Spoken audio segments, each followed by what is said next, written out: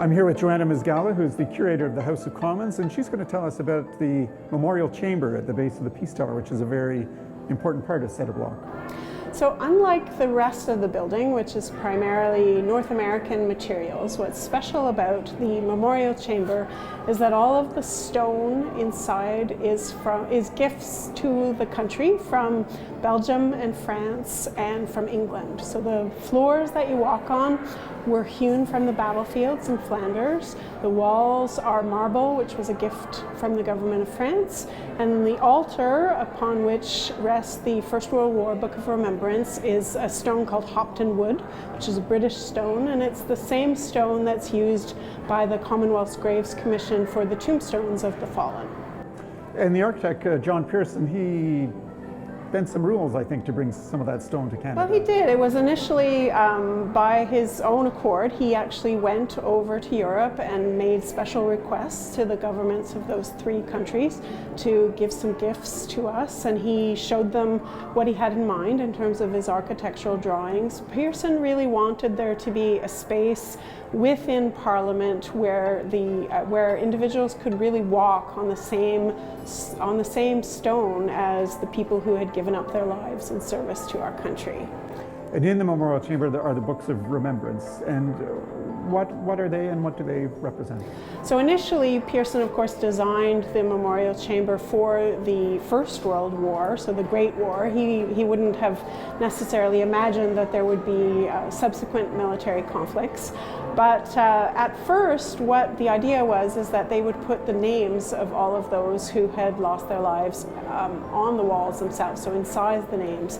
But by the time that they got the casualty list and they had a real sense of the devastation of the Great War, they realized that there wasn't enough room for all of those names. So that's why they put together a different strategy, which was the Book of Remembrance. So all of the names of the fallen for the First World War appear in that book, and then around it are all of the books for subsequent military conflicts, also right up until the present day. So we have a book that is called In Service to Canada, and that's where the most recent war dead's names are inscribed.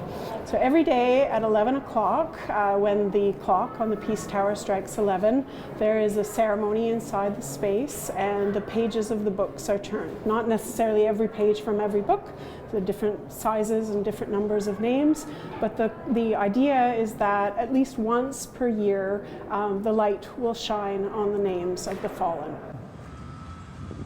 And everyone knows that is the Peace Tower, but even that name is due to John Pearson's. Sure. So there were lots of different discussions about what the tower should be called. Of course, the original tower in the original building was the Victoria Tower for Queen Victoria. In 1919, the cornerstone was laid for the construction of the Peace Tower. And when people started talking about calling it sort of the Victory Tower, the Peace and Victory Tower, it was actually Pearson who reminded William Lyon Mackenzie King that when the Prince had laid the cornerstone, he had referred to it as the Peace Tower. And for Pearson, it was really important that this concept of peace be part of this long-standing legacy. Well, actually, you know, one of my favorite things is the entranceway. Above the entranceway there are the animals of war. That's right. So Pearson not only wanted to pay tribute, of course, to the human sacrifice that went into the war, but all of the animals whose lives were lost as well in service.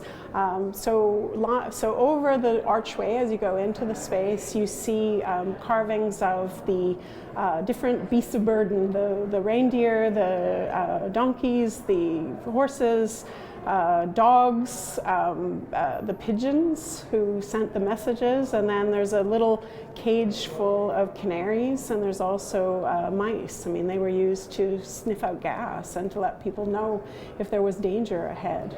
So it's a nice little tribute and a nice reminder of not only the fact that when people go off to war, they're sort of comrades in arms, but there are also all of these other creatures that have a part to play. So Johanna, when this building closes in early 2019, you may know more about it than anyone here.